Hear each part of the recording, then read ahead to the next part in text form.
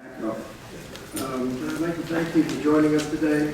My co-host, Walter Jones of North Carolina, has an emergency came up and he's going to try to make it, but I'm not sure if he's going to be able to. Bill, that he is joining us, and nice to have a colleague who thinks about crime prevention as much as Walter Jones. When it comes to crime prevention, we have a choice. We can reduce crime, or we can play politics. Far too long, Congress has played politics by enacting tough on crime slogans like 3 strikes you're out, or you do the adult time, you do the adult crime. And as appealing as these are politically, many of them are actually counterproductive in terms of crime prevention. These slogans have led to the creation that experts have called the cradle to prison pipeline. The Children's Defense Fund coined that phrase many years ago. It was apparent that many children are born on a trajectory on the way to prison. They point out that 1 out of 3, if we don't do something, 1 out of 3 African-American boys born this year will end up in prison, as opposed to 1 out of 17 whites. We have, over the last few years, risen to the #1 incarcerator in the world since 1970. 300,000 people were locked up in America. We now have over 2 million. This chart outlines what we've done over the past few years and where we are today. This is a chart of the incarceration rate of most of the countries that you can name. The high bar is Russia, a little over 500 per 100,000. The United States average is 600 and some, 700 and some per 100,000. And that number is significant because the Pew Research Center says that anything over 350 per 100,000, you're getting diminishing returns. Anything over 500 per 100,000, it's actually counterproductive. You're injecting more social pathology into a community than you're bringing out. And here we have the United States with 700 and some per 100,000. In the African American community, 2,200. 10 states lock up African Americans at the rate of almost 4,000 per 100,000. We know how to reduce crime, and we know the kinds of things that are important. We know that education, for example, has become more important towards the child's future. This chart shows the difference in 1970 and 2000. The green bar is a high school graduate, the red bar is a high school dropout. This is for African American males, 26 to 30. In 1970, the first pair of bars in the upper left, didn't matter if you was employed, didn't much matter, you could drop out of school and go get a job, not in the labor force, in jail, and in the military. About 2000, because we have an information-based tech economy, if you don't have at least a high school education, you're on a trajectory towards unemployment. As a matter of fact, only 30% of the African American male high school dropouts are employed today. The next pair of bars, about a third are out in the street. Incredibly, a third are in jail today. That's not probation, parole, outstanding warrants, all that kind of stuff. I'm talking about behind bars today, 1/3. And so you can see what happens and what a person's future is like if they've dropped out of school.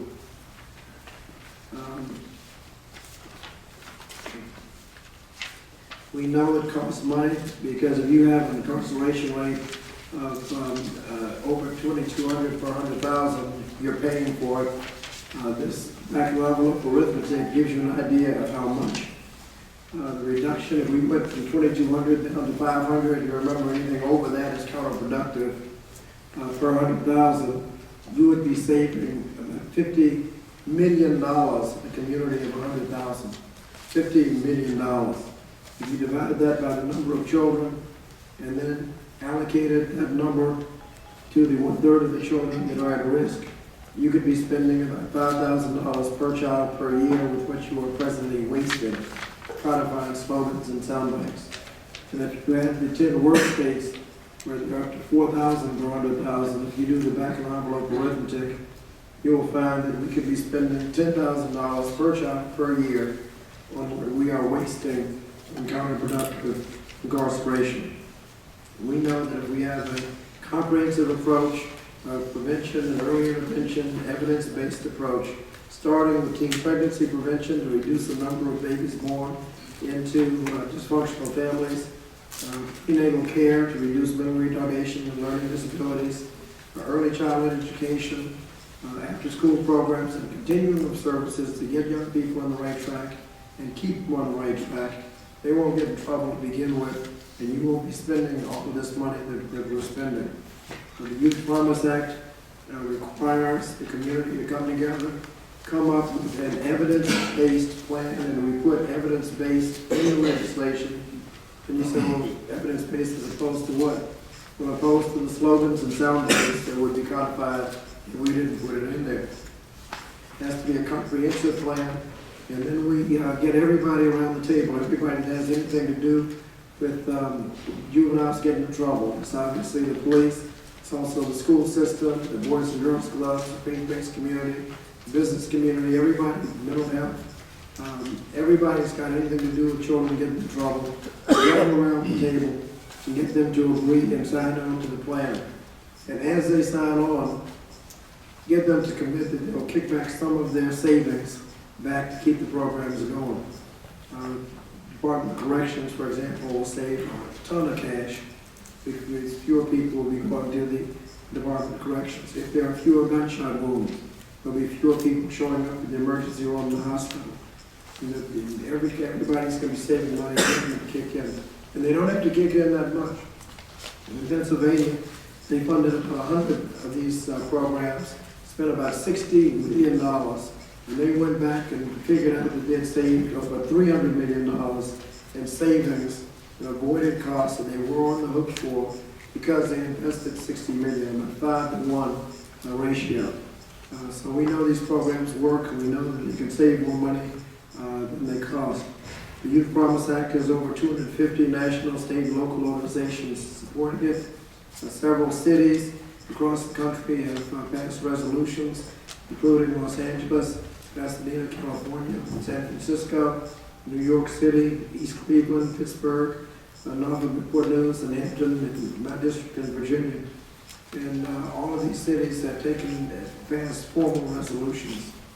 And we have several experts who will talk about evidence-based crime prevention, and I'm going to ask my distinguished staff person, Bobby Vassar, to come up and introduce our panelists. Thank you very much, and I thank all of our panelists for being with us today.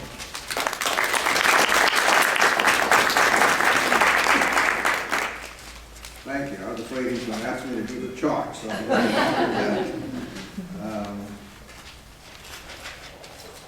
we're pleased you're with us today, and we have a distinguished panel, starting with Dr. Kathleen Gallagher, who is the director of the Chochrane Collaboration College for Policy at George Mason University, where she's also an associate professor of criminology, law, and society.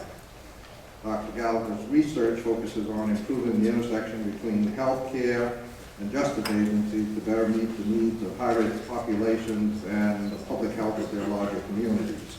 Her work on justice-involved adolescents has appeared in the Journal of the American Academy of Child and Adolescent Psychiatry, the Journal of Adolescent Health, Social Science, Medicine, and Pediatrics.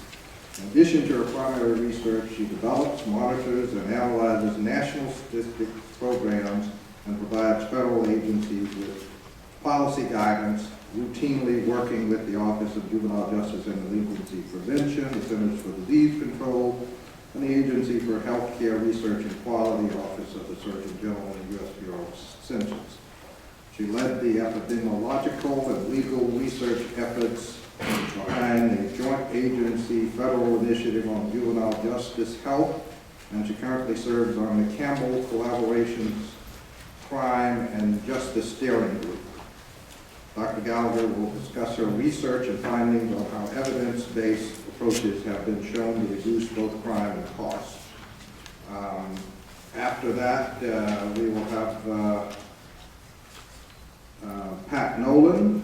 Mr. Nolan serves as Vice President of Prison Fellowship and oversees Justice Fellowship, the arm of prison fellowship dedicated to criminal justice reform.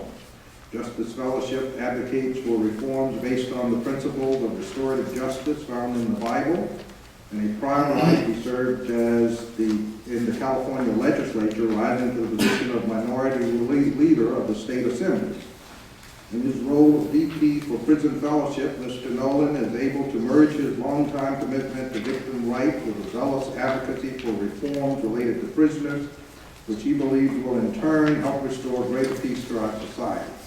Mr. Nolan has been instrumental in building both legislative and grassroots support to win passage of key federal legislation, including the Second Chance Act, which focuses on preparing prisoners for successful transition back to their communities, the U.S. Prison Rape Elimination Act, which seeks to end the horrific sexual assault of prisoners by both corrections officers and other inmates, and the Fair Sentencing Act, which reduces the level of unfair treatment of crack cocaine offenders based solely on the form of cocaine on which they were convicted. Mr. Nolan has testified on numerous occasions before congressional committees on criminal justice-related issues, including the Crime Subcommittee, on which Congressman Scott sits. And he has lectured at judicial conferences and legal conventions all over the U.S. and beyond. He is the author of When Prisoners Return, which describes practical ways the church can help prisoners and their families get back on their feet after their release. Opinion pieces have appeared in numerous periodicals, and he is a frequent guest on popular talk shows. Mr. Nolan earned both his Bachelor of Arts in Political Science and his Juris Doctorate at the University of Southern California. Then we will hear from Gabriel, Sheriff of the City of Newport News, Virginia. Sheriff Morgan is currently serving a 4-year term as the Sheriff of Newport News. His first term of office began in January of 2006. Sheriff Morgan is responsible for a budget that exceeds $15 million and staff that exceeds 220 that provide a myriad of services to the community.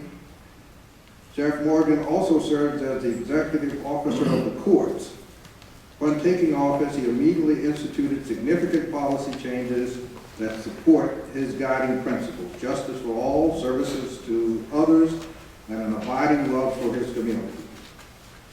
He encourages the public to read his annual posts on his website, which are available for review in the city libraries.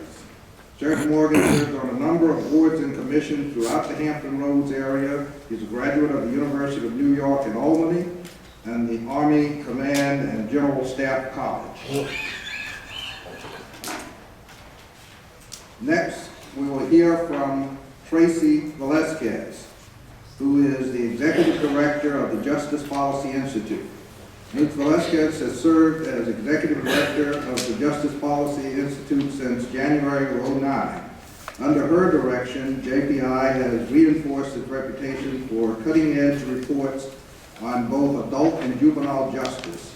She's become a leader in the use of social media for justice reform and has been recognized as one of the most trusted organizations for our analysis of state and local policy issues.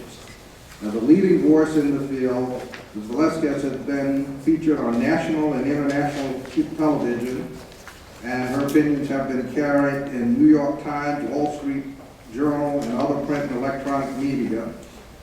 Ms. Velazquez came to JPI from the Vera Institute of Justice, where she worked on adult sentencing and correction issues and authored the report, Pursuit of Safety. She has a bachelor's degree from Harvard University and a master's in public administration from Montana State University.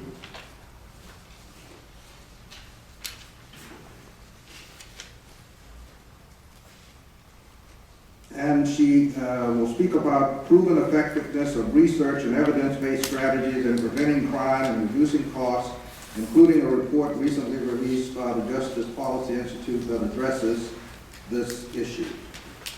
Those are our speakers, and so we will begin with Dr. Gallagher. And Dr. Gallagher, I noticed you didn't have your education institutions in this. Could you briefly tell us about where you received your education? just an oversight on our part. I said it for everyone else, so I want to include you. I appreciate that. Well, I was born at Sibley Hospital. First of all, thank you for putting up with the length of my bio. The first thing I'll be doing is shortening that. I'm honored to be here today. I'm thrilled, actually. I am an academic for the doctor this and that and professor this and the other. But really why I'm here today is I don't understand why the Youth Promise Act hasn't been passed and hasn't gotten more momentum. And frankly, I'm here because of something that Representative Scott said to me. Where are the academics in these debates?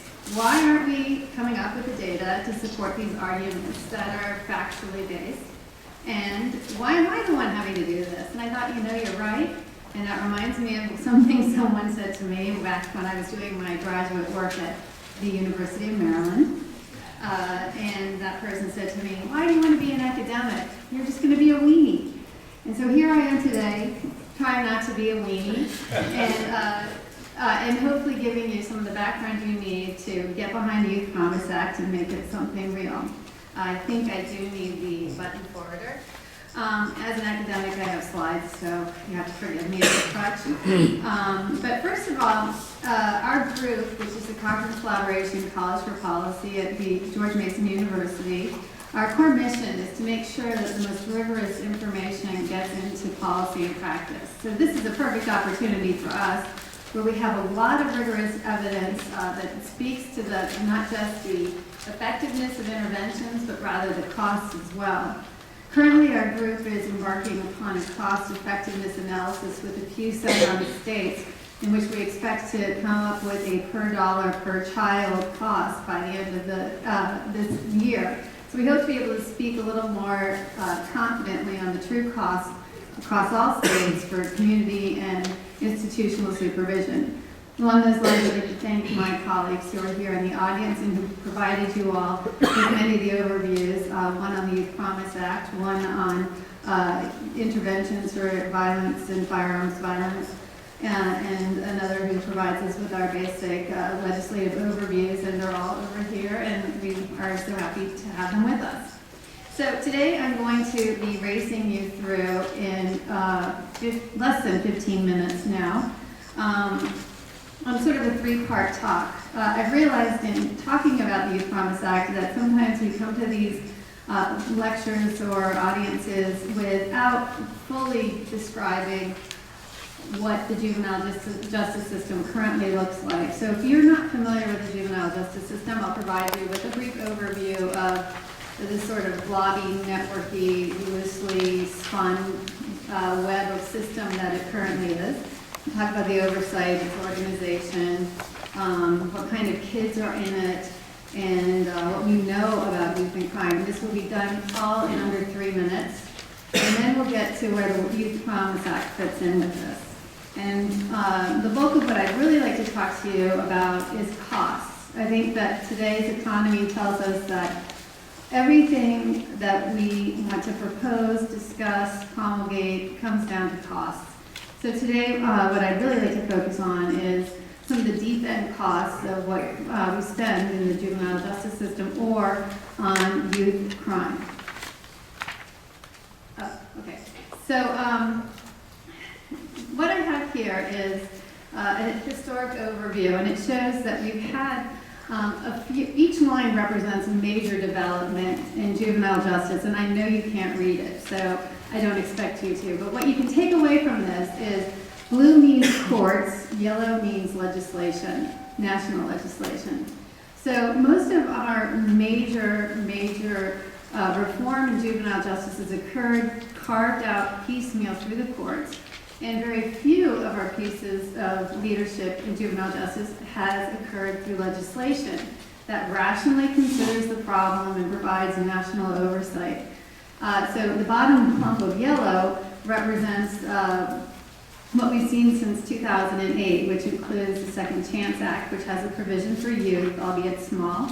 We have the Youth Promise Act, which we're talking about today, and we have the non-reauthorized Juvenile Justice and Delinquency Prevention Act. So yellow means legislation, blue means courts. You can tell it's mostly in the courts. And so what I'm hoping for is, can't we come up with something that's rational and thoughtful and provides us with some national policy guidance? So, who are these kids and how many are there? Right now I'm going to give you a global number, and I don't expect you to be able to read this slide, but what I will do is make these slides publicly available after our talk. Okay, so when I made these slides, I was using census data, and what we capture is the per day population. Every child who's under supervision, either on probation or in a facility in the United States. And what we have here is nearly 600,000 young people per day supervised under the juvenile justice system in its various forms, the bulk being in the community, but a substantial part being in facilities. Now, we have seen a recent reduction in that number, which we're tracking. That reduction amounts to, on average, about 20%, but it is not even across the boards. It's in our early investigations looking to be reductions in facility intakes for probation and technical violations. But I can talk more about that later if we'd like. This is the juvenile justice system in operation. So you can see how easy it is to understand and how someone can quickly grasp the guidelines and the structure and the process. And I say that, of course, tongue-in-cheek. But what it amounts to is we have multiple parallel systems in play. We have many different, well, not many, we have all the levels of government involved. We have holding in the community and at the state level. And we have federal and state and local funds that are all funneling in, not just through juvenile justice, but through parallel systems and agencies. So these youth are served in many different places, under many different names, but nonetheless, they're all served somehow one way or another as adjudicated or charged by the juvenile court. All the colors and the thickness of the outlines mean something, but I'm not going to go into that now. If you want more detail on that, I can explain it later. It relates to what system they're under and what type of holding it is. But I can make this a little teeny bit more simple just to tell you a bit about how we process people. We have what we call the gatekeeper facilities. For those of you who are not familiar with the juvenile justice system, which I imagine are few today, we have what amounts to the kid jails and the kid shelters. Those are the first step facilities where after an arrest and a holding charge is made, young people are held overnight or longer. So it can be anywhere from 2 hours to upwards of a year. These first step facilities, I call them the gatekeeper facilities, process on average 1.2 million youth per year. Now, this can be the same youth counted twice, but on average you have about 1.2 million admissions that come through these facilities at the local level. These are all minus a very few locally based facilities, and these are the ones who are bearing most of the costs of our juvenile justice system. This is where it costs the most to oversee our young people. Okay, and what are they in for? Well, you're not going to be able to read this chart either, but the big pink line is girls who are in facilities for probation and technical violation. So basically, girls are most likely to be in a facility, taken away from their homes and from their community, sometimes at the state level, most often for a probation or a technical violation. Boys, on the other hand, are in most often for theft. We would like to think that it was for very violent crime. That's not the case. But I can also share these numbers with you later. What we also know about these young people who are in our system is that they're very, very unwell. These are what we call relative risk ratios. And because they're all above 1, they all suggest that in every case, these are different diseases and conditions that we see, not just that are risk-related, but that are just found in the general population, that these young people have upwards of anywhere between 3 to 19 times the relative risk of having a specific health condition. The norm is comorbidity. They have many multiple health conditions, multiple psychological conditions, and mental health conditions, also made worse and aggravated by substance and alcohol use and abuse. Okay, that's the juvenile justice system, and I think I have a little more than 3 minutes, so I'll make the rest shorter. So theoretically, we've gone a long way what we know about juvenile justice and youth and delinquency and what the pathways are. The historical research focus always began in terms of crime with the adult. So when we started criminology, as in the study of crime, we focused on the adults only. And then people began to realize that adolescents were actually a problem, and we focused on those in the 1940s. Then they realized, wow, there's this sort of intermediate period of the young adult. Now what we all realize is that young adult period is in many ways our trickiest problem to deal with at the moment. But then we realized early childhood has huge implications for what happens in the following stages. This isn't an old finding, this is a relatively recent finding for criminology. And then now we know it goes even back to infancy and to prenatal care. So what does this mean? It means that if we're going to consider anything with these youth, it has to consider the youth across the developmental stages, and it has to consider the context in which these youth are living out these developmental stages. And so what we know now is that crime is entangled in a spectrum of different policy outcomes, and it takes place across multiple domains. We consider here that community stability, the schools, the workforce, the housing, the service delivery and utilization in the area play critical roles in whether or not youth, individually or as a group, become involved in crime. The more micro level, we have family and household concerns and individual level factors. Now, I bring all of this up because the Youth Promise Act actually considers these factors. They consider the developmental relevancy of the different stages and the different domains across which these young people are living out their lives. And so what I like about the Youth Promise Act is that it provides a rational structure for local leadership. So again, this isn't a national imposition of federal rules and guidelines, but rather a support system for localities to decide what's best for them. So currently, our status quo in terms of how juvenile justice is carried out is usually carried out piecemeal through the courts. That's how we achieve any sort of binding guidelines. So we've heard of consent decrees and court orders and all this, but we have no real guidelines to tell us how do we handle and process these youth and what is binding actually. We don't have any current federal mandate. Without the reauthorization, without the Youth Promise Act, we have nothing that says that the federal government can actually, with a mandate, provide funding and guidance, although we're still doing that through OJJDP, but on a very, very limited budget. And most of our work here focuses on the deep end of treatment over the front end of prevention. So just like our healthcare system, we'd rather treat you when you're getting your liver transplant than we would when you're 8 years old and developing your eating habits and your understanding of substances. Youth Promise Act, which is really exciting because it changes this current status quo, is more front-end prevention that moves across multiple related outcomes. So instead of considering crime as the moving outcome, we consider all these other outcomes that we know to be not only analogous but deeply related. We're talking about teen pregnancy, we're talking about jobs, we're talking about education, we're talking about productive parenting. And the Youth Promise Act supports that, and it again supports localized decision, but with some national support. And it allows the community, and this is most important, I feel, to allow communities to determine their own assets and their own strengths and their own problems, and within certain parameters, use the money and make the decisions that they need to with the funding that they get. And that is very appealing. And it conforms to scientific evidence.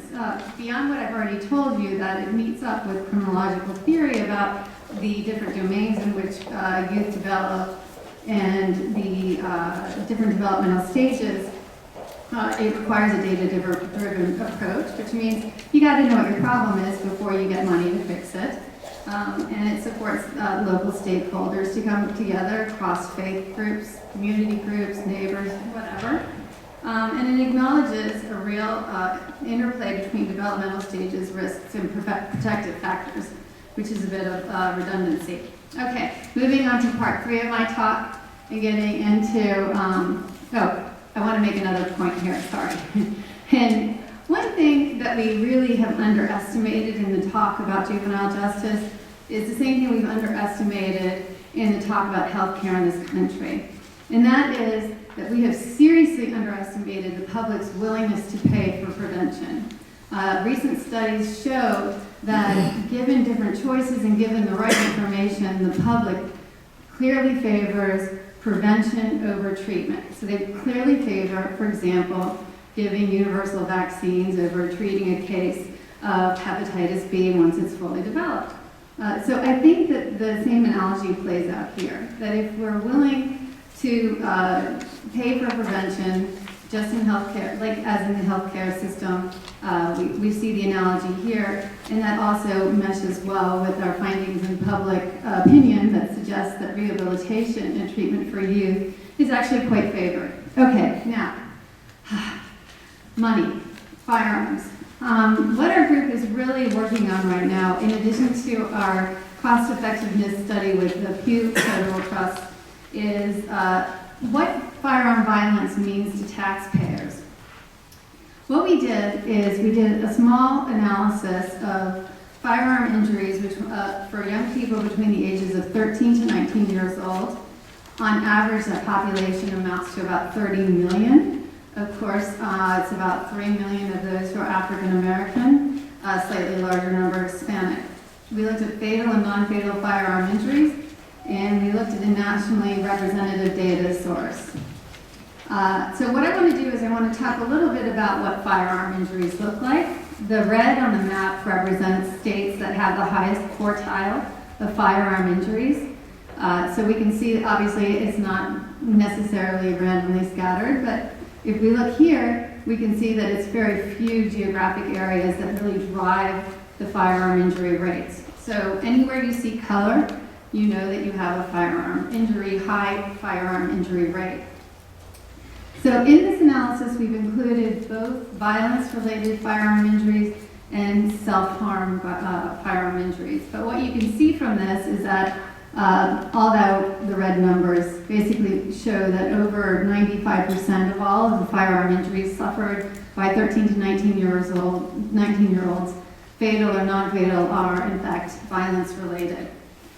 What we find here, and this is despite all the excitement over our dropping crime rate that we've observed elsewhere, is that this firearm injury rate and death rate is stable.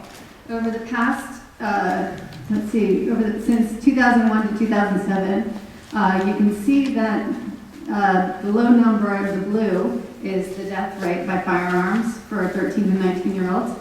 Red is the injury rate. And if you look at it just like that, you can see it's actually increased a bit. But if we look at it with its confidence intervals, and being an academic, I have to include those, what we see is that there isn't actually a statistically significant difference between the firearm injury rate in 2001 and the firearm injury rate in 2010. That's despite all of our excitement about the declining crime rate. So what we know here is that 13 to 19-year-olds are not enjoying the same reprieve in crime rate, especially when it comes to very serious firearm injuries. All right, so what do we do with kids who have been injured by firearms? Well, the clump of lines at the top show 3 different dispositions. Two of the darker lines at the top represent hospitalizations, and one of the lines at the top represents treatment and release. So one of the most common dispositions for youth with a firearm injury is treatment and release. The orange line in the middle is actually the death rate, and below that we see other dispositions.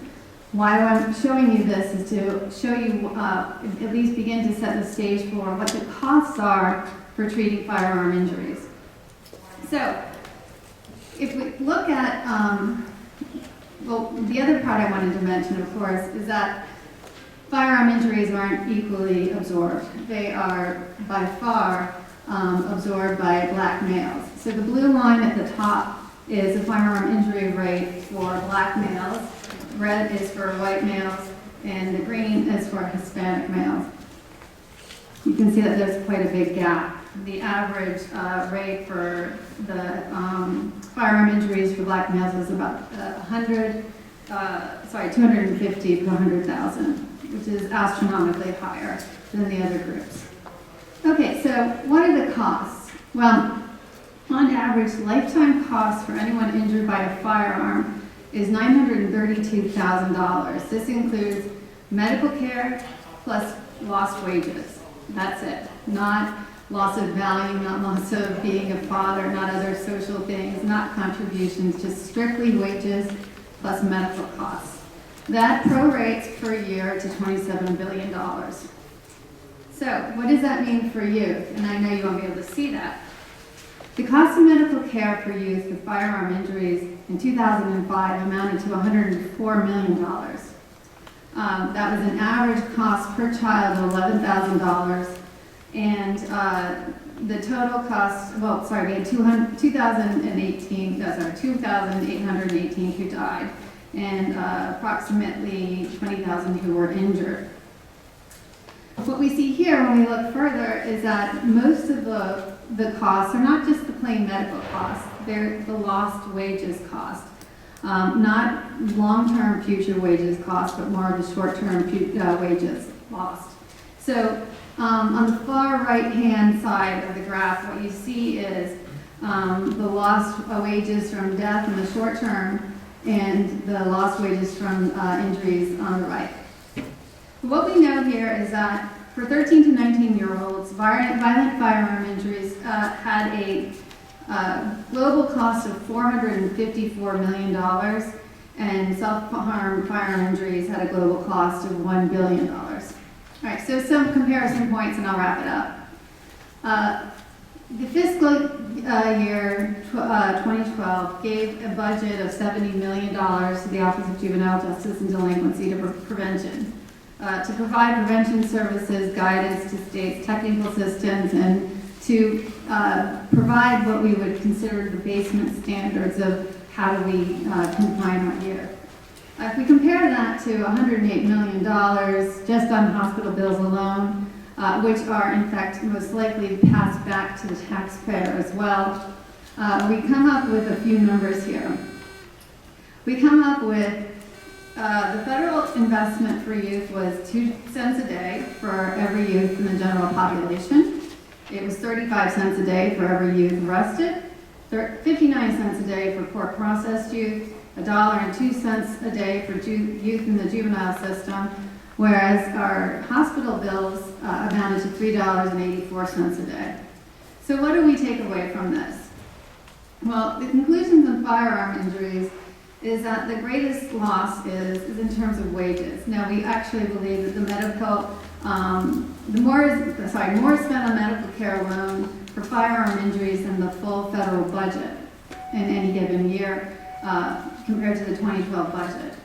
We're not enjoying the same drop in crime for this serious type of injury. And I'm going to skip a few points here, but if we move to the individual patient records, which is our next step, we're going to examine whether and how much these different medical charges were in fact passed once again back onto the taxpayers through Medicaid or community hospital absorbing the costs. So, conclusions on costs. Spending is very much the cost at the state level. Our best and most recent estimate, which is outdated, is $4.2 billion at the state level.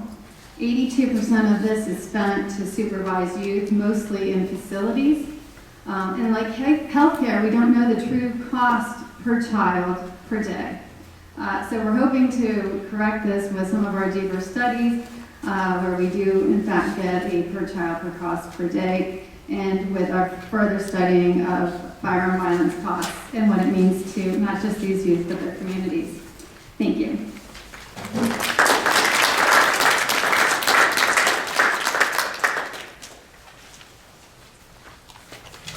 It's okay, I'll just First of all, I'd like to thank Congressman Scott for sponsoring this hearing and also for his championing some of the issues that we've been involved in trying to do. Thank you. Congressman Scott has sponsored so many of the bills that we've supported and that have drawn bipartisan support. A little bit of background in addition to the introduction that Bobby so kindly made of me. I was very active in victims issues. I received the Victims Advocate Award by the Parents of Murdered Children. I carried the Public Participation in Parole Act. It was my legislation lowering the blood alcohol limit in my freshman term, from which Candy Lightner founded Mothers Against Drunk Driving. I say that because I'm not a softy on crime, and I would in particular hope that the Republican staffers in the audience would listen to what I have to say, because I'm a conservative Republican. I was Republican leader of the Assembly in California and was a leader on crime issues. But I've also found that over the years, a lot of what we thought worked doesn't, and it's very expensive. And that's especially true in the juvenile crime area. Certainly there are people that need to be locked up to quarantine them from society. They're so dangerous that you can't afford to leave them among us. But we way overuse that, and especially in the juvenile area. My purpose is, and Prison Fellowship's purpose, is to have safe neighborhoods. In Isaiah 32:18, God gave his vision for communities. My people will live in secure communities, in safe homes, and in tranquil places of rest. That's how he wants us to live. The question is, how do we do that? And in the juvenile justice area, we haven't been doing a very good job. Locking up juveniles, except for the very dangerous, locking up anybody that is not that serious a threat to us, an immediate threat to the community, is dangerous for the community. It's dangerous and harms those youngsters that are locked up, and it's terribly expensive. It's bad for the taxpayers. And there are proven ways that we can reduce crime, have fewer victims, save the taxpayers money, and in most cases it involves not sending a juvenile to prison rather than doing more of it. I wasn't shy about trying to lock people up, but it has to result in safer communities. We shouldn't lock people up just because we're angry at them. Prisons are for people we're afraid of. Yet a lot of these folks we've sent to prison we're just mad at. And we should want to reform their habits and let them become good contributing citizens rather than just put them in the penalty box where they're harmed and damaged for the future. We're a Christian organization, and we believe that each human being has worth. We're created in God's image. We carry that spark, that image of God in us. And whatever we've done wrong, he sent his son to die for us and to wipe the slate clean. Now, that doesn't mean we ignore the harm that's done. We hold people accountable for that. But there's always the hope that they'll change their life for the better. We had a second chance. How can we deny it to anyone else, especially a youngster with their whole life ahead of them? Some statistics that bear this out. Juvenile crime has dropped in recent years, significantly. But what's fascinating is that's happened while we've lowered the number of youths locked up. But even more important, of those states that significantly reduced their juvenile population, there was the greatest reduction in crime. research shows that in states that lowered their juvenile population behind bars by 40%, had the highest reduction in crime. And those that increased the juveniles behind bars, or only made modest reductions, had an increase in crime or significantly less. That seems counterintuitive, but it's the reality, and it's because prison for juveniles makes them more dangerous. My mom used to say, vegetables take on the flavor of a stew pot. If you put a kid in with somebody that's a murderer, or rapist, or a robber, it's more likely they'll get more dangerous than that they will leaven the bread and have the violent person become less violent.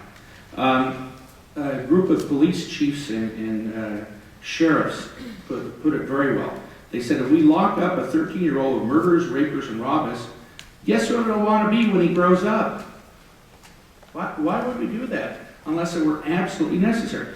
John DiIulio, a conservative sociologist, somebody that frankly has his research was the basis of a lot of tough on crime legislation for which he now apologizes. He said this: most kids who get into serious trouble with the law need adult guidance, and they won't find suitable role models in prison. Jailing youth with adult felons under Spartan conditions will merely produce more street gladiators. We don't want that. So why on earth would you do it? Now there's some that are proposing longer sentences for kids, putting more kids in prison, and giving prosecutors the unilateral authority to place a kid in adult custody. That's terrible. That's a recipe for disaster. That's creating more violent criminals. Why on earth would we do it? Let's run through some of the erroneous thinking. One of the things I'm glad about Congressman Scott's legislation is it says let's use what's proven. A lot of things I thought as a legislator would work, frankly didn't. Let's look at the research. Because our object is not to build more prisons. Our object is not to give prosecutors more muscle. Our object is to have safer communities. So let's look at not what our instincts are, but what we see actually creates safer communities. In addition to prison fellowship, we're also active in the Right on Crime Coalition. And these are conservative leaders who said we're doing things wrong on crime. It's wrong, it's not resulting in more safety, and it's costing the taxpayers a lot. Some of the leaders in that are Ed Meese, Ronald Reagan's Attorney General, Jeb Bush, former governor of Florida, Newt Gingrich, former Speaker of the House, Asa Hutchinson, former drug czar, Bill Bennett, former Secretary of Education and drug czar, David Keene, formerly chair of the American Conservative Union, Grover Norquist of Americans for Tax Reform. There's not a liberal in the bunch there. And they're all committed to making these type of reforms. So again, my plea to the Republican staffers would here, step out of the normal knee-jerk reaction that you have and think about it from a conservative point of view.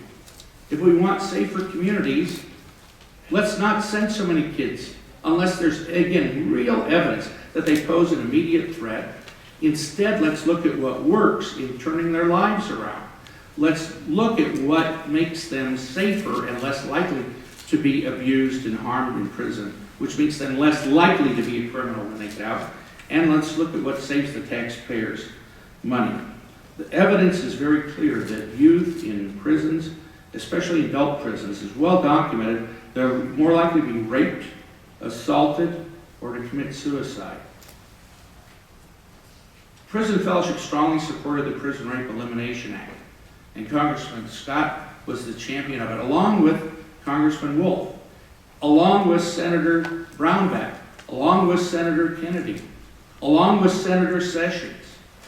A bipartisan approach that said, this is a stain on the honor of our nation, that people would be raped while in the custody of the government.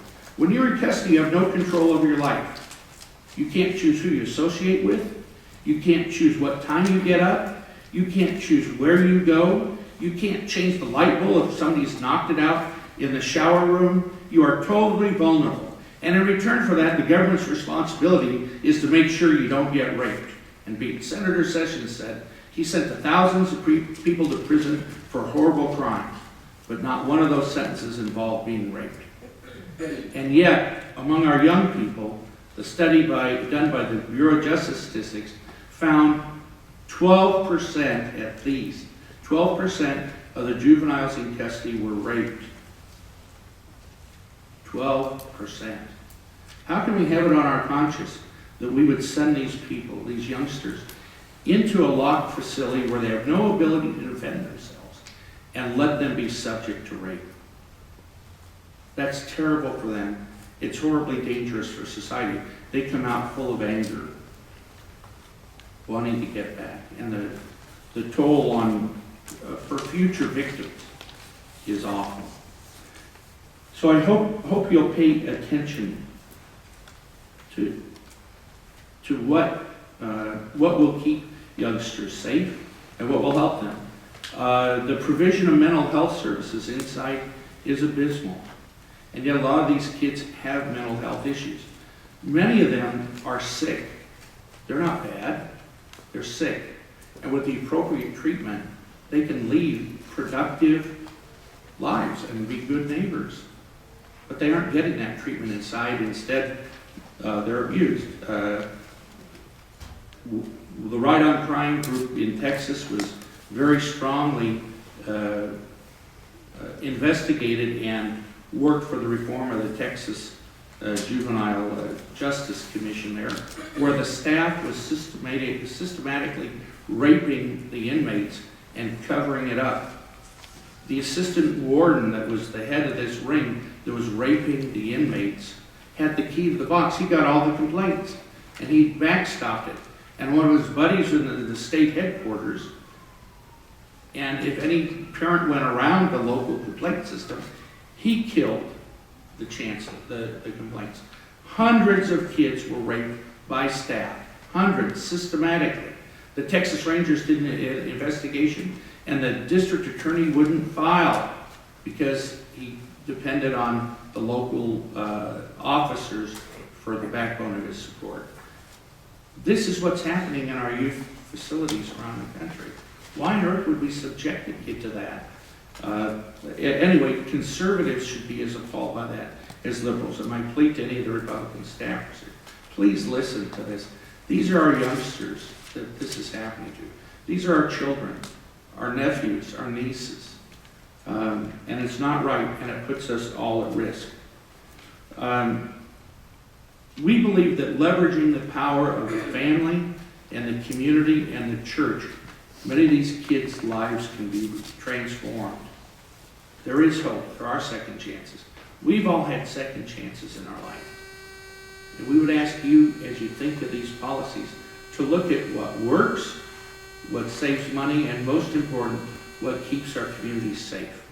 And that's the Youth Promise Act has a lot of these ideas in there. Now, we can argue about the amount of spending, and I know Mr. Scott will work with people on it, but the idea that sending them to prison makes us safer is in most cases wrong. And if we want safer communities, we'll find alternatives that change their lives and save the taxpayers money. And we're all going to be better off. Thank you.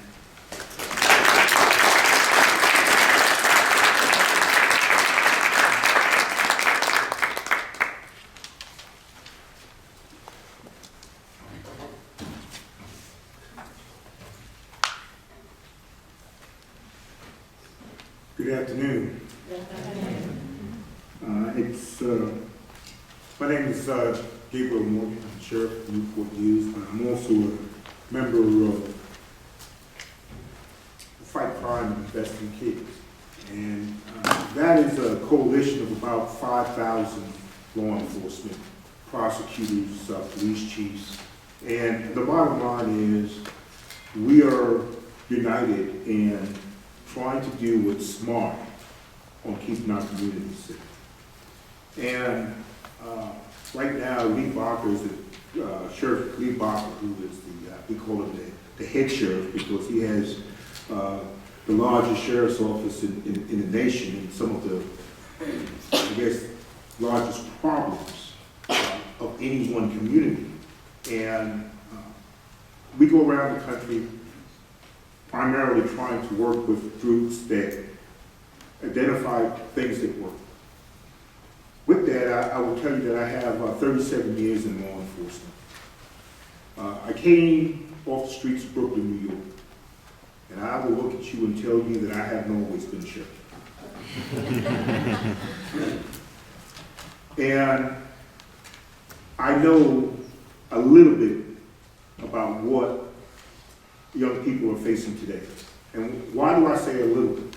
I say a little only because the amount of information, the amount of exposure to things that they're exposed to now is far greater than I was exposed to because of the internet, TV, and everything else. You think about it, I'm looking around the room, and not a lot of folks can probably relate to this. But when I was growing up, we had basically 4 channels. The 3 major channels and a local PBS channel of some sort. We had 1 TV. We had 1 remote control. That was me. We'll change the channel. Contrast that with the TV stations that are available to the children today. I said we had 1 TV. Many of you can probably tell me, did you have a TV in your room? Or did you have more than 1 TV? If you did, raise your hand. Come on, don't be shy. Look around the room, okay? So the amount of information that comes to the children today are way more than what I was exposed to. The availability of guns far exceed what we were exposed to. Just today, look at what happened in one of our schools. All the details are not out on that yet. But once again, a child thought he had no other recourse but to use violence. Look at the games that the children are playing today, which further reinforce the use of violence. As a society, we have to start to do what's right. I was so happy to hear Mr. Nolan talk about the fact that he represented conservative group, because the 5,000 or so law enforcement professionals that support the Youth Promise Act represent the entire spectrum of the political scene. We have a perfect storm right now that's brewing. A downturn in the economy to which state and local governments can no longer, to include the federal government, can no longer afford building and erecting new facilities. We can no longer afford to support existing facilities. In my state of Virginia, we have 8 prisons that are empty right now because they can't afford to staff it. We have one that's brand new that never had an inmate inside it because they can't afford to staff it. So, for the folks on the right side of the aisle, you're looking to save money, and the first thing that we try to cut, prevention programs. Folks on the left side of the aisle, the first thing we want to cut is maybe the grants and programs that go to law enforcement and getting tough. So with this perfect storm, we're now at a place where we both can come together, and the end product can be a safer community with the use of little resources to achieve that. And the way we do that is by supporting the Youth Promise Act. Mentoring works. I said to you, I hadn't always been a sheriff. I'm here because of a mentor. I personally mentor a young child in my neighborhood, well, not my neighborhood, but in the city. Not giving money, personally mentoring. Okay? Mentoring works. The Youth Promise Act puts in for that. You heard about mental health. The issue with mental health. Many of these children that end up in the facility suffer from mental issues. The money is not there for the psychotropic drugs. I can tell you from the standpoint of what's funded and what's not. The proper treatment, you have to make a decision. How do we pick this money and spread it all the way across the entire population? So they're not getting what they need. And we know that if we do upfront work, that they won't end up in the facility. Let me say this about upfront work. The reality is, a lot of things are not happening in the home. And we can argue about why and why not.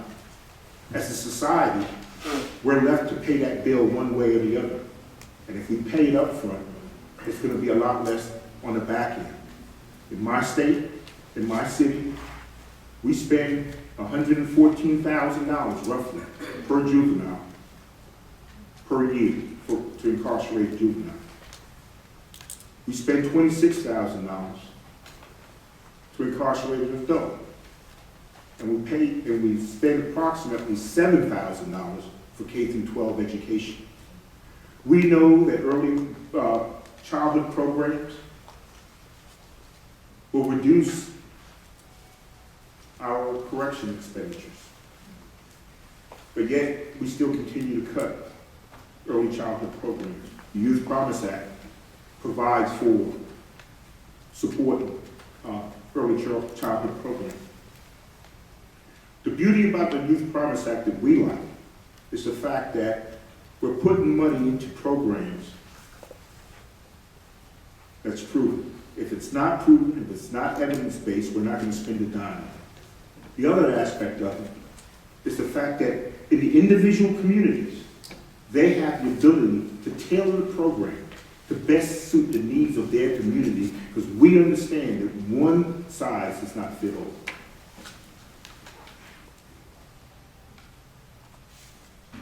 You heard about juveniles in adult facilities.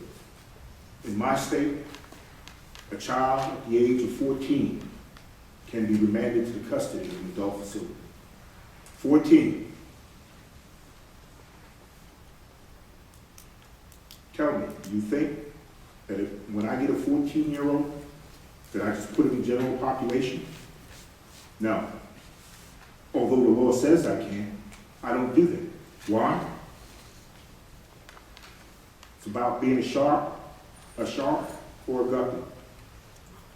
And if you put a guppy in a tank of sharks, the guppy will get eaten. So what happens? The reality is that child ends up in solitary confinement for their own protection. They're out of their cell probably 15 minutes to a half an hour of the day. There's no TV, there's no social interaction. And at the end of the day, statistically, 75% of them never go on to actually be charged and be sentenced and convicted. So why do it? Well, Virginia got smart, and I can tell you that there are a lot of things I can stand here and tell you that we don't get right.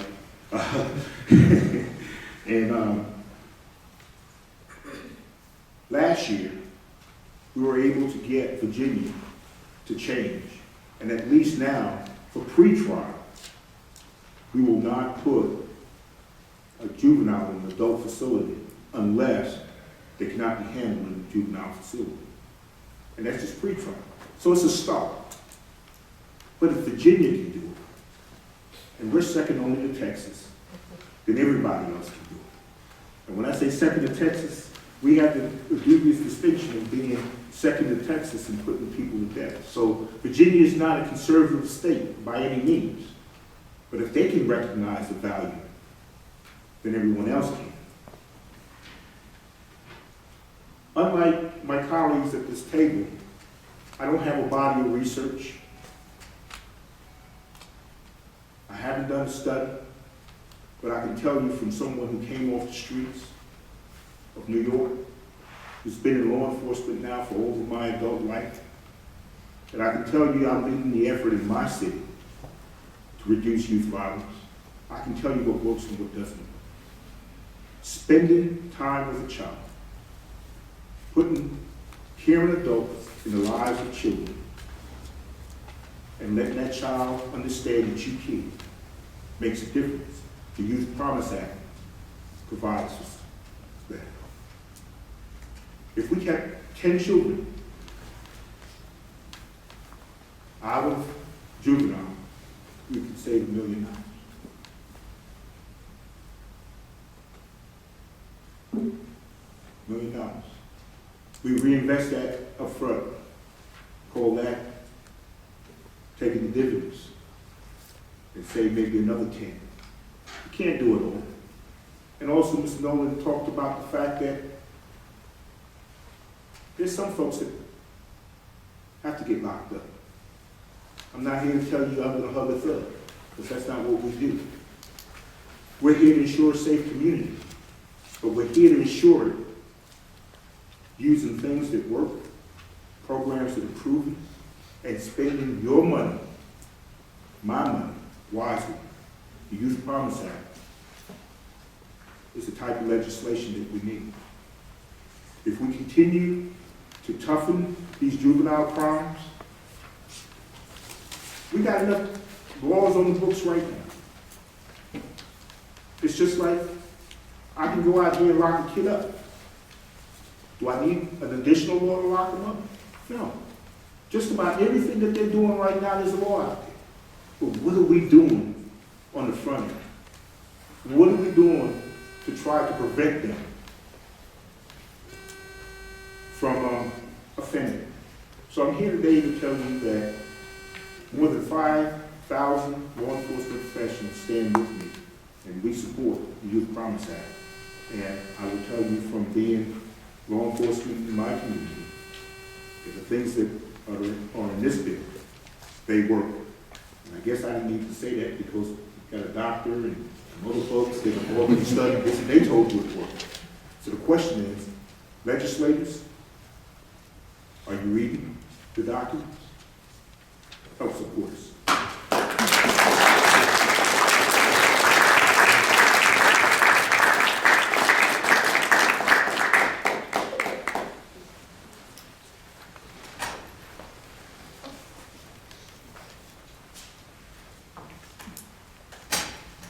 Good afternoon.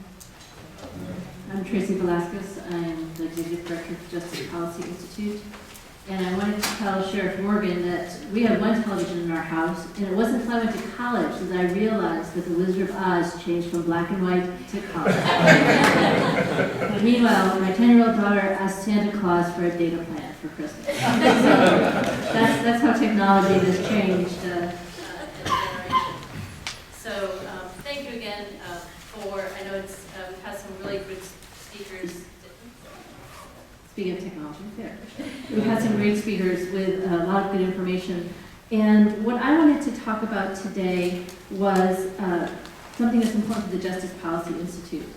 At JPI, we believe that the key to improved justice outcomes for the country is improved life outcomes for those who are most impacted by our juvenile and adult justice systems. In particular, by providing youth with the building blocks for success, we can not only keep youth out of the justice system and reduce youth violence, we can also build a stronger economy and healthier communities for the future. And I think that's what the Youth Promise Act is really all about. So at the top of this list is education. And the Justice Policy Institute recently did 2 reports related to education, and I'm going to reference them both a little bit in my talk. One is called Education Under Arrest, and the other is a brief that we did for the District of Columbia looking at education as a public safety strategy for the district. So while there's no single strategy that will guarantee reductions in delinquent behavior, criminal activity, crime rates, we do know that increased investments in quality education can have a positive public safety benefit, and it will be at significantly lower cost than the justice system. As has been mentioned earlier, arrest of youth has dropped dramatically over the past decade. by about 1/4 in terms of property crimes, and by over 21% in terms of arrests for violent crime. While there are many factors that have contributed to this, we do know that this has been at the same time that we have seen substantial increases in educational attainment in this country. From 2000 to 2009, the number of people with a high school degree has increased by about 5%, while those with a bachelor's has increased by almost 4%. States whose populations have higher levels of educational attainment have had lower crime rates than the national average over this period. And we know that states with more investments in higher education have better public safety outcomes. According to an analysis that we did a few years ago, 10 states that saw the biggest increases in higher education expenditures, of those, 8 saw violent crime rates decline, and 5 saw violent crime decline by more than the national average. Of the 10 states that saw the smallest change in higher education expenditure, the violent crime rate rose in 5 of those states. So we saw a correlation between increases in investment in education and decreases in crime. A study reported in the American Economic Review on the effects of education on crime found that a 1-year increase in the average years of schooling completed reduces violent crime by almost 30%, motor vehicle theft by 20%, and arson by 13%, and burglary and larceny by about 6%. So from an economic standpoint, we've seen that there's a direct correlation between increased schooling and decreased engagement in illegal activity. Why is this so? Well, we know for one thing that high school helps set youth on a positive path towards adulthood. According to research by American Sociological Association, finishing high school makes people feel like they are part of the social mainstream and they're on a path to success. Mr. Nolan talked about how children need adult role models, positive adult role models. Being engaged in school helps provide those, along with more opportunities to get involved in other activities, social, church, employment that helps them stay on the right path. We also know that education increases patience and cultivates an aversion to risk-taking. We all know that in this age group, especially teenagers, they're very, they tend to take more risks than adults. But as youth are involved in other activities, they begin to see their other social responsibilities, and they also see other opportunities that might be damaged by their having a criminal conviction. And as we know now, the collateral consequences of even a juvenile offense can remain for someone for their lifetime. We also know that justice involvement is concentrated among communities of color. It's also concentrated among people with less education.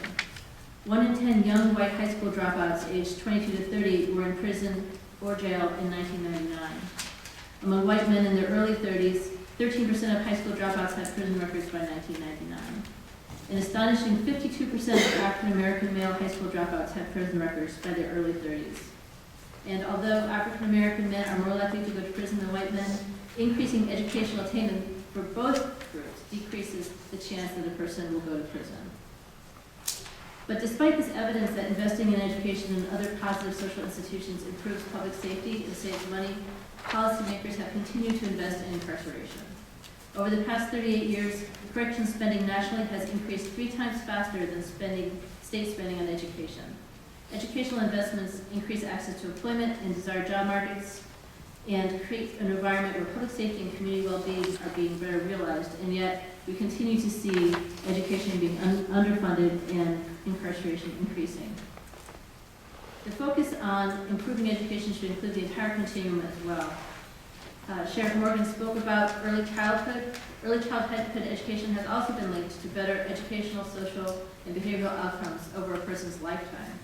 Numerous studies have also shown that early education can reduce the chances of future justice involvement. And we have programs that have been proven to work around the country.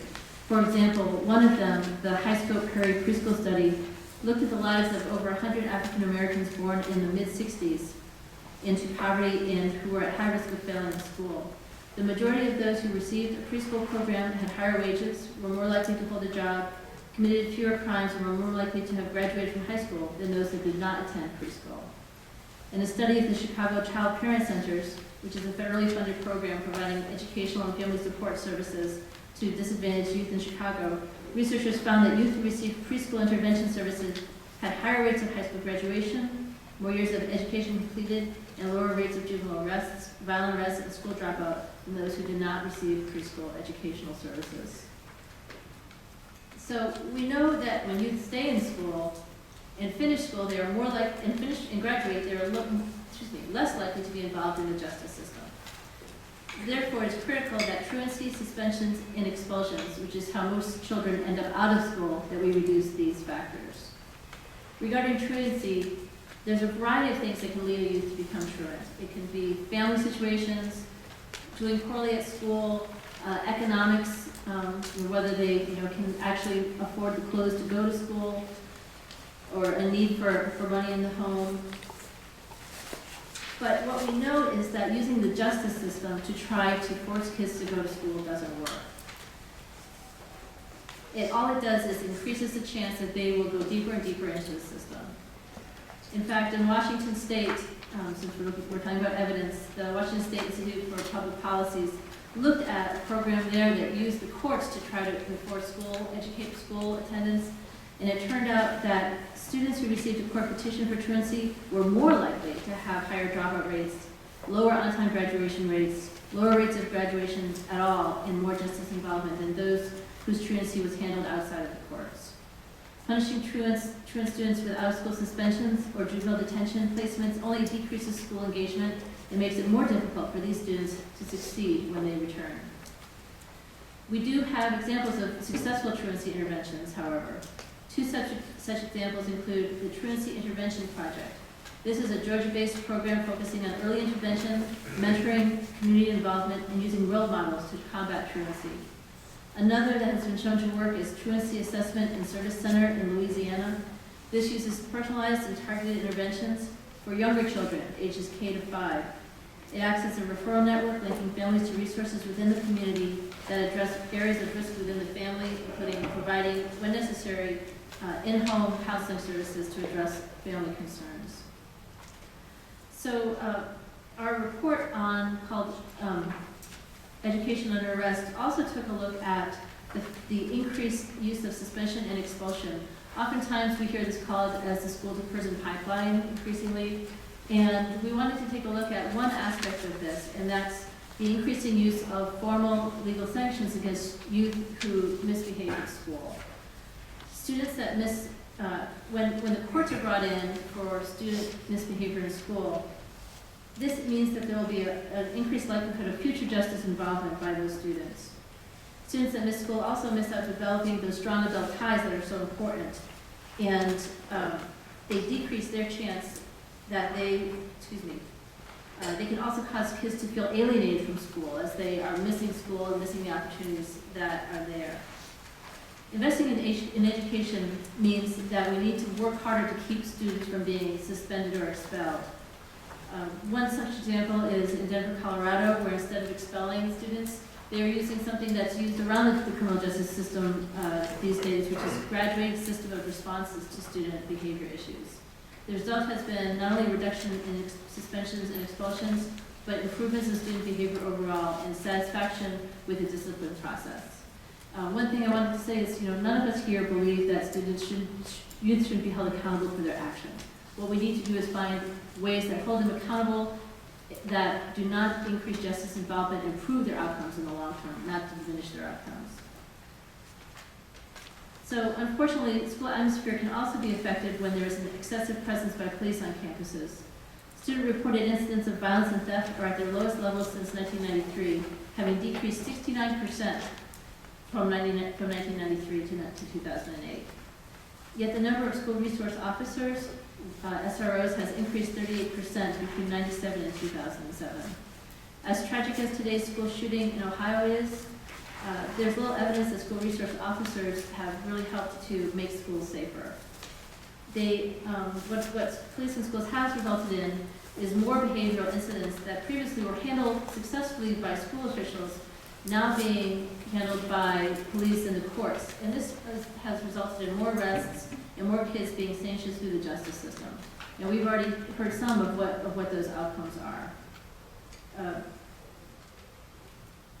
And we know that youth who spend time in correctional facilities are more likely to drop out of school. Research has shown that within a year of re-enrolling after spending time confined in a correctional facility, 2/3 to 3/4 of these youth will withdraw or drop out of school. Even a contact with the court that doesn't include being incarcerated increases the chances that a high school student will drop out. So we've talked a lot about costs and benefits. What are the economic benefits of reducing suspensions, expulsions, and sending kids to juvenile justice facilities that take them out of school? According to the Alliance for Excellent Education, the U.S. is currently on a path for 13 million students to drop out of school during the next decade. And this is at a cost to the nation of more than $3 trillion to the economy in lost wages, not to mention other social costs associated with unemployment and low wages. Finally, I wanted to also mention another critical precursor for young people being successful later in life, and that's employment. Right now, we're at a critical point in our economy where young people are among the most hard hit by the continuing economic issues. At the end of last summer, the Bureau of Labor Statistics reported that the employment rate for all youth, and that's youth ages 16 to 24 years old who are looking for work or working, was 59.5% in July. This is the lowest employment rate on record. The July 2011 rate was down 1% even from 2010 and 18% below employment in 1989 for young people in the summer. And in terms of year-round employment, when you add together those who are unemployed, those who are underemployed, that is, they would like to work full-time, but they can only find part-time work, and those who are discouraged and have stopped working, over a fourth of young adults ages 20 to 24 are not fully engaged in the labor market. Over a third of young adult African Americans are unemployed, underemployed, or discouraged. We know that having a job is a protective factor against potential delinquency among youth, even among those who were previously involved in such negative behavior. Employment has been associated with significantly reduced crime in adolescents and young adults aged 17 to 25 years old. Evidence shows that employed youth are involved in fewer violence and drug-related arrests and property crimes. Another indicator of the effectiveness of employment as a public safety solution is the fact that areas with lower unemployment rates have lower crime rates. Here in Washington, D.C., for example, an increase in youth employment was seen to decrease referrals to the juvenile justice system in 2006 substantially. It is critical, therefore, that as we look to ways that we can help kids become successful in the future, we look especially at ensuring that they're getting a quality education and they're finishing their education, and we're providing the jobs for the future that they need to be successful. Thank you very much.